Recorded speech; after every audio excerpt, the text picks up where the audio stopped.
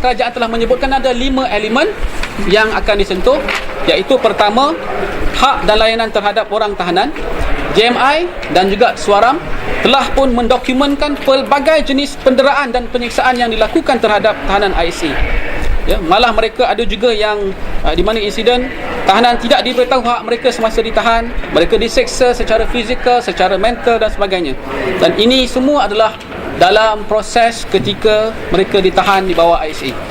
Perkara yang kedua yang disebutkan elemen pindaan ialah berkenaan dengan penahanan tanpa bicara. Bagi saya, penahanan tanpa bicara ini jelas berlaku di bawah ISA, dan ianya adalah kerana mereka mengatakan ini adalah keselamatan, isu keselamatan is a preventive law, dan oleh kerana itu ianya harus dibenarkan. Tetapi dalam konteks keadilan, dalam konteks prinsip kedaulatan undang-undang, apa-apa saja undang-undang yang tidak adanya perbicaraan sebenarnya adalah satu pencabulan yang besar terhadap hak-hak keadilan, hak-hak asasi.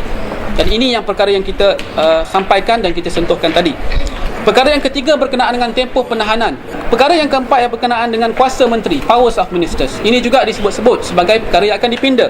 Kuasa menteri ini sebenarnya tidak menghormati proses mahkamah. Ianya juga mencemar prinsip pengasingan kuasa di antara eksekutif dan kehakiman. Dan akhir sekali ialah berkenaan dengan isu persepsi awam ISA digunakan untuk kepentingan politik. JMI percaya bahawa sebenarnya sebarang pindaan terhadap kelima-lima perkara yang saya sebutkan ini tidak akan membawa sebarang makna, kerana kelima-lima aspek ini adalah antara yang membenarkan parti pemerintah untuk terus memerintah. Isu persepsi awam terhadap ISA hanya boleh ditangani dengan pemansuhan ISA, dengan tindakan siasatan profesional polis, dengan kewujudan semakan mahkamah, dan dengan pendekatan serta sikap yang lebih prihatin keadilan, yang lebih prihatin kepada hak asasi manusia tanpa menjejaskan keselamatan negara. Kita membuat tuntutan dan rekomendasi, iaitu ada 3 atau 5 tuntutan kepada wakil-wakil rakyat daripada Pakatan Rakyat, yang mana kita mahukan supaya wakil-wakil rakyat Pakatan Rakyat membawa kepada perhatian kerajaan Malaysia bahawa ISA tidak boleh hanya dipinda, tetapi dimansuhkan. EO, Emergency Ordinance, Dangerous Drugs Act dan Restricted Residence Act juga harus dimansuhkan dengan serta-merta.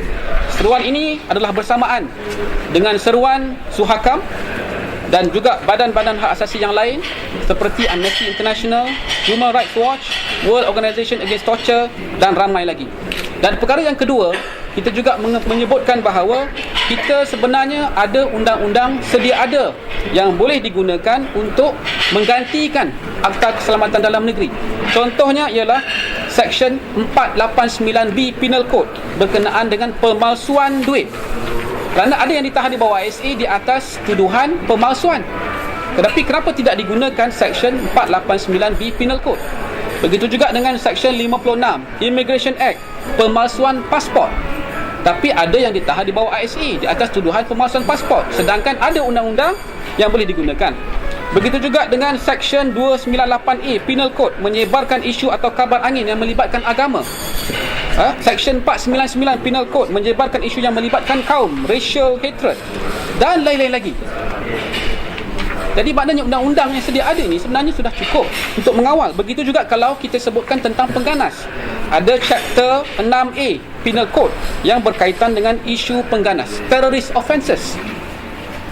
So, these are the laws, existing laws yang sedia ada, yang sebenarnya boleh digunakan tanpa kita menafikan hak di bawah ISA. Dan yang ketiganya, perkara yang ketiga, kita menyarankan supaya kita segera menutup semua tempat penahanan tanpa bicara seperti Kemunting dan Simpang Renggam, jadikan ia satu museum. Yang keempat, kita bebaskan dan mendakwa mendakwa semua tahanan yang ditahan tanpa bicara di mahkamah. Dan akhir sekali, setiap tahanan ISA, EO ataupun DDA harus diberikan pampasan oleh kerajaan akibat hak kebebasan mereka dirampas.